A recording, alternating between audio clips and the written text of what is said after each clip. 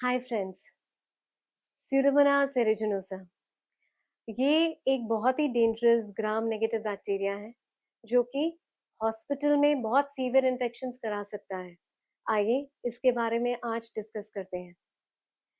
Pseudomonas एरिजिनोसा is a gram negative bacteria जो कि hospitals में मोस्ट कॉमनली पाया जाता है।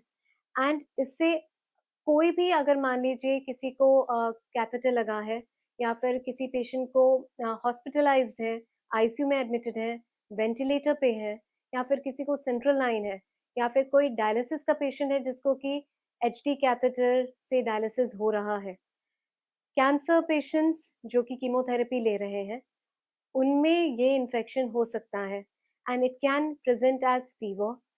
फीवर के साथ में आपका अगर यूरिन का इन्फेक्शन है तो जल्दी जल्दी यूरिन होना, बर्निंग सेंसेशन, क्रिएटिनिन का बढ़ जाना, ये सिम्टम्स हो सकते हैं। So it can result in urinary tract infections, ventilator associated pneumonia, blood stream infections, किसी को चीरा लगा है, कोई स्किन का इन्फेक्शन है तो surgical wound infections, intra abdominal infections, अगर किसी को पेट में इन्फेक्शन हुआ है, ड्रेन डली है तो उसमें भी इन्फेक्शन ये हो सकता है। ब्रेन इन्फेक्शन स्पेशली सर्जरी के बाद में, कोई शंट है तो shunt related infections can happen. Besides अगर किसी का कोई ट्रॉमा हुआ है, एक्सीडेंट हुआ है और उसके बाद में बोन इंजरी हुई है, तो बोन एंड जॉइंट इन्फेक्शंस या implant related infections can be caused by Pseudomonas aeruginosa. Now, it is a very difficult pathogen to treat because जो usually hospital acquired होते हैं उसमें most commonly used antibiotics काम नहीं करती हैं. So we have to resort to higher end antibiotics जो कि of course expensive भी होती हैं और इसके साथ साथ में कई बार टॉक्सिक भी होती है जिससे कि कई बार किडनी में भी डैमेज हो सकता है. So it's important that we choose the right antibiotics which are safe. ये सिर्फ हॉस्पिटल में नहीं होता है। स्यूडोमोनास एरिजिनोसा पानी में, सॉइल में, प्लांट्स में, वेजिटेबल्स में भी हो सकता है। सो अगर मान लीजिए कोई पेशेंट हॉस्पिटल में नहीं गया है, लेकिन अगर उसको कोई चोट लग गई है ना? और उसके बाद में specially in a patient who is a diabetic या फिर कोई जिनको कि अगर सॉइल से कंटामिनेशन हुआ है, उनमें भी स्किन इन्फेक्शन स्यूडोमोनास एरिजिनोसा से हो सकता है। डायबिटिक पेशेंट्स में अगर ईयर डिस्चार्ज है, that can be because of Pseudomonas aeruginosa, which should be picked up early. नहीं तो फिर ये और ज्यादा बढ़ के परफोरेशन, ईयर में perforation as well as skull based infections भी करा सकता है जिससे कि ब्रेन में बहुत सीवियर इन्फेक्शंस हो सकती हैं। Now which is known as malignant otitis externa. इसके अलावा HIV patients, immuno compromise patients, उनमें भी pseudomonas aeruginosa infection skin soft tissue infection and complex infections कराता है।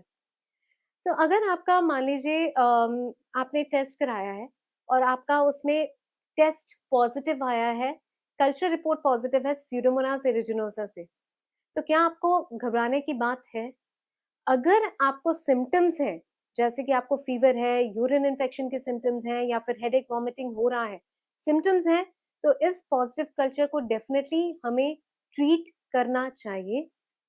बट अगर आपको सिम्पटम्स नहीं है और ये यूरिन कल्चर पॉजिटिव है या फिर सीमेन कल्चर पॉजिटिव है और आपको कोई भी सर्जिकल इंटरवेंशन पहले नहीं हुआ है, तो फिर ये यूरिन कल्चर या फिर सीमेन कल्चर कंटामिनेशन होने के चांसेस बहुत ज्यादा हैं जिसमें कि एंटीबायोटिक्स लेने की जरूरत नहीं है। तो ये स्यूडोमोनास एरिजिनोसा पॉजिटिव कल्चर को ट्रीट करना है कि नहीं करना है, इसके लिए आप प्लीज एक इन्फेक्शियस डिजीजेस स्पेशलिस्ट से संपर्क संपर्क करें ताकि सही डायरेक्शन में ट्रीटमेंट बढ़ाया जा सके।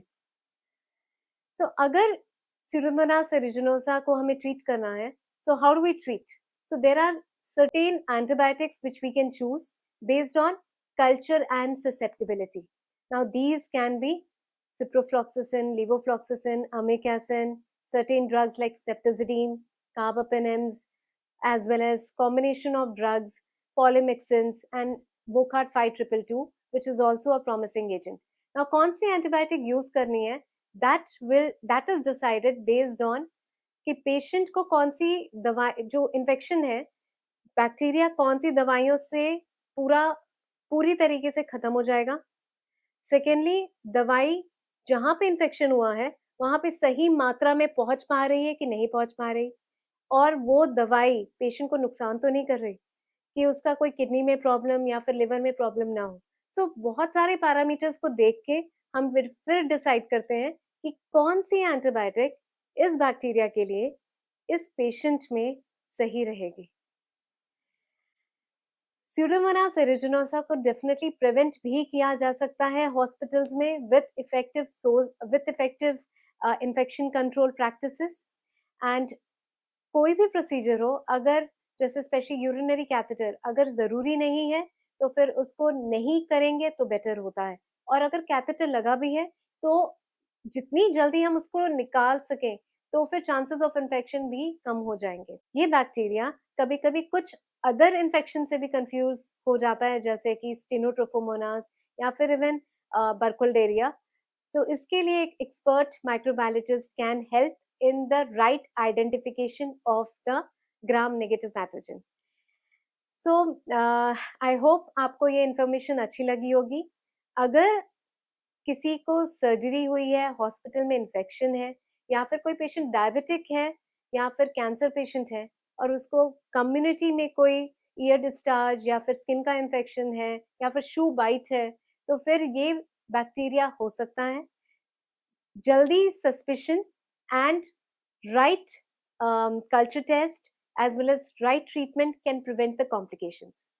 So I hope आपको ये information अच्छी लगी होगी and please share, like and subscribe and अपने स्वास्थ्य का आप ध्यान रखें, स्वस्थ रहें. Thank you so much.